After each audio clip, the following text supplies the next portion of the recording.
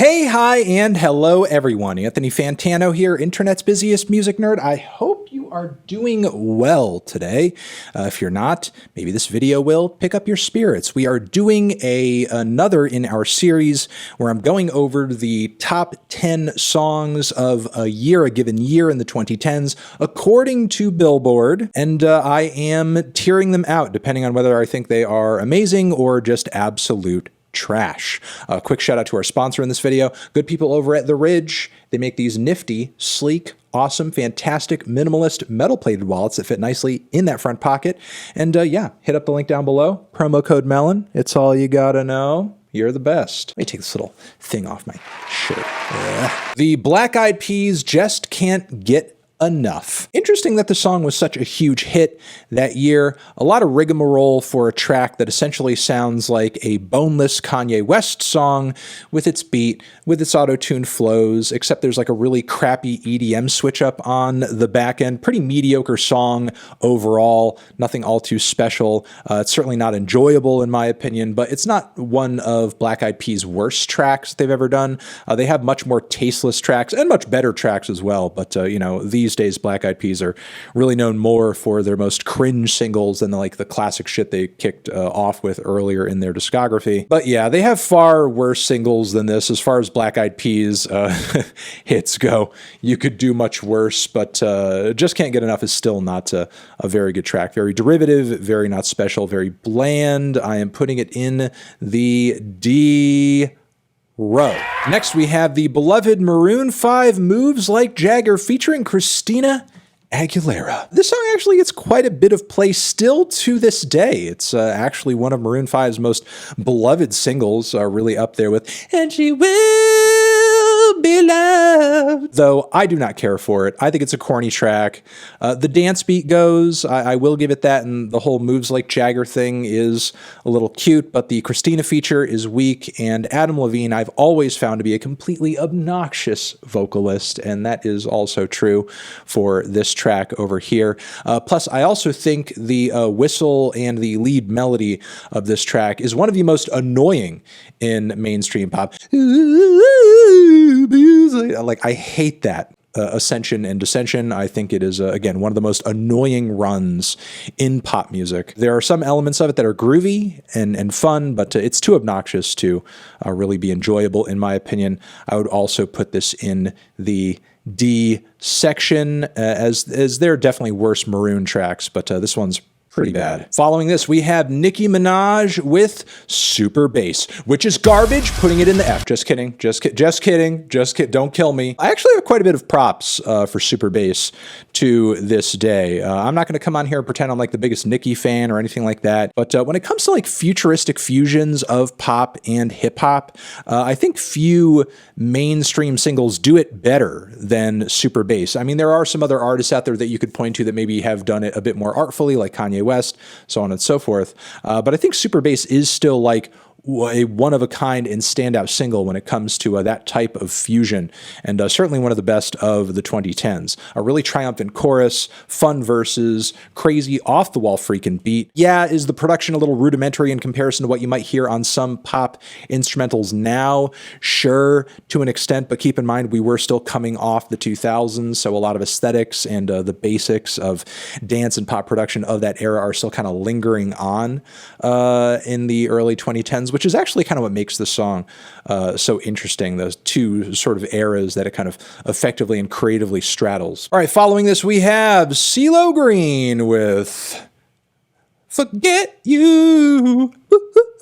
Yeah, this song essentially revived CeeLo's career off of, you know, the cool down point that he had between this point and, like, you know, Gnarls Barkley stuff and so on and so forth. This track I don't think has aged very well. It's like very corny pop soul. It's very basic plain and bland pop soul, frankly.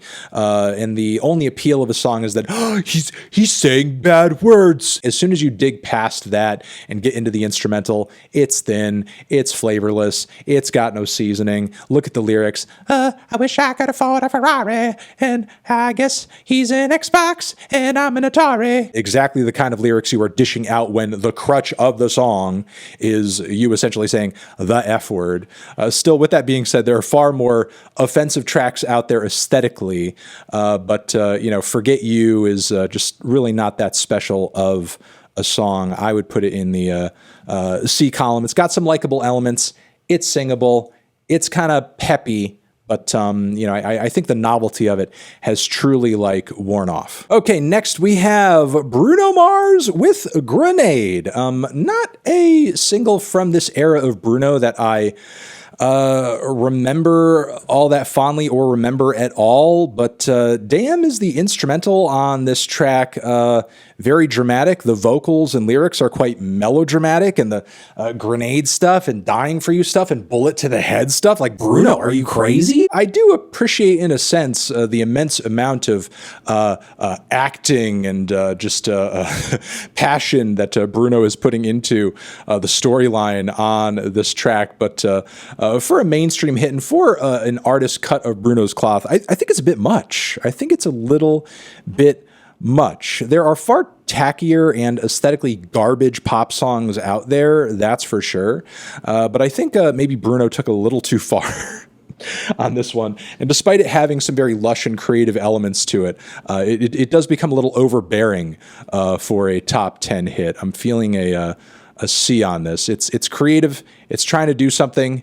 It's a little much, and there is something I respect about that, but still at the end of the day, I can't really listen to it without feeling a little squeamish in my chair. It's not like rated R, explicit or anything like that, but for a little old Bruno Mars pop tune, I think it's going a little too hard. Mr. 305, this sucks. This is trash. This is fucking god awful. I am so glad that the era of club music that this song was born out of is gone and dead. Like, basically producers during this era tried to pull any and every annoying sound that they could and just jam pack it into a cut like this. And of course, Pitbull's lyrics are garbage. What's with the fucking Lindsay Lohan line? Look, the song sucks. It's annoying as fuck. It makes my ears want to hurl or bleed or something. I'm just having negative and visceral reactions to how truly awful this song is. I do respect the Pitbull memes and, Pitbull as kind of a, vibe, as an aura, as an idea, as a concept. But as somebody who manifests things like this into the world, I'm sorry, I cannot hold back. Next, we have somebody who is absolutely killing it in the early 2010s, and that is Miss Katy Perry with her single E.T. featuring Kanye West. And E.T. I would put in E, because it sucks. It is not good. Chorus is awful, clunky, and awkward, and this song has some pretty terrible verses too. The Kanye feature is embarrassing, as a lot of pop and rap crossovers, mainstream ones during this point in time were. Katy Perry has had far better songs. With that being said, we do have Firework. Yes, Katy Perry has 2 spots in the Billboard Top 10 for 2011, and Firework is actually a fire track. This is a great track. This is an awesome Katy Perry track. This is an anthem. Love the way Katy's vocals build up on that hook, pumping beat. It's glamorous, it's fun, it's uplifting, it's inspiring. I would absolutely positively put it in the B column. The only thing that kind of limits this track, I think, from going higher is that it suffers from underwhelming verse syndrome, which a lot of pop songs in the 2010s did. What I mean when I say this is that you have a track whose verse is essentially just a really boring placeholder with little to nothing going on in terms of a strong melody or memorable lyrics or any stunning instrumentation. And that's just meant to kind of lull you into a sleep or a hypnosis of some sort, so that when the pumping, hard-hitting, soaring, banging chorus comes along, you sort of feel it that much more. So, as a result, you have all of these songs with complete musical voids going on in the verses, just so that when that music actually hits in the hook, you get a bit more of a reaction out of it. But personally, I would have much preferred a track where the verses were as memorable as the chorus. To have your verses this underwritten melodically and at some points lyrically, I think is just a mark of laziness and a trendiness. All right, next we have a big one, ladies and gentlemen. Get ready. Here we go. Are you ready? Here it is.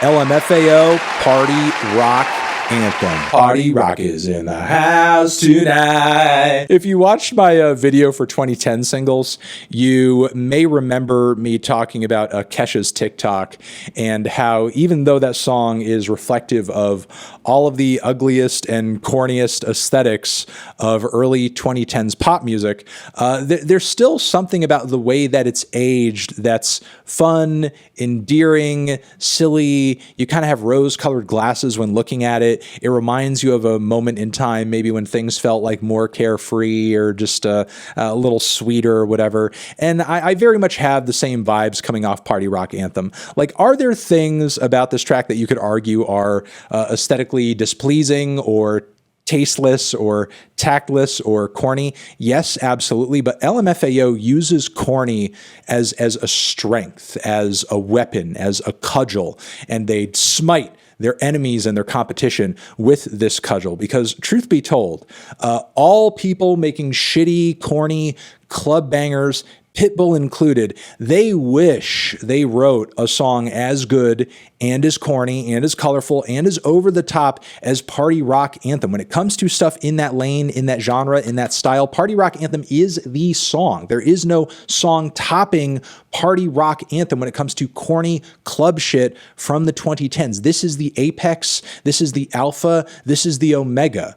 Okay, you do not fuck with this track as far as shitty club tracks go. It's a powerhouse. It fucking will headlock anything that is in its way, even artful and deep and tasteful music from your favorite indie underground artist. It'll headlock them so hard they'll pop their freaking heads off. That is not an understatement. And remember, it's always party rock is. It's not party rockers. Listening to it is fun. It is a good time. It still does leave a bad taste in my mouth, though. I'm going to put it in the A row. Party Rock Anthem is absolutely a classic in my eyes, in my books. And finally, we have one more track from 2011 in the Billboard top 10 of their best singles of 2011. That would be Adele's Rolling in the Deep. This is so good. It's fire. It's one of Adele's best singles. It's fantastic. It's one of the best soul songs of all time, hands down. Instrumental's great. Vocals are fantastic. Chorus goes off. Did I say the vocals are amazing already? If I didn't, let me say it again. The vocals are amazing, and I know I've said it, so I'll say it one more time. The vocals are fucking amazing. Everything from the intro to the final moments of the track snaps. Just such a powerhouse of a song from a powerhouse of a voice, bringing a lot of emotion, a lot of passion, a lot of range, a lot of fire. This thing will make you misty-eyed, and yet also it's so affirming. It's so empowering. It's so hard-hitting. It's so driving. It's so visceral. It's legitimately one of those times where you have a massive, gigantic, unstoppable mega hit that actually deserves to be that goddamn big. This is a pop song that is unfuck-withable and has aged like fine freaking wine after all these years. And yeah, that is my tier list for Billboard's top 10 songs of 2011. There you go. Read them and weep. Let me know yours down in the comments. You guys are the best, and I will see you in the next one. Anthony Fantano, over here next to my head, is another video you can check out. Hit that up or the link to subscribe to the channel. 2011 Billboard singles top 10 forever.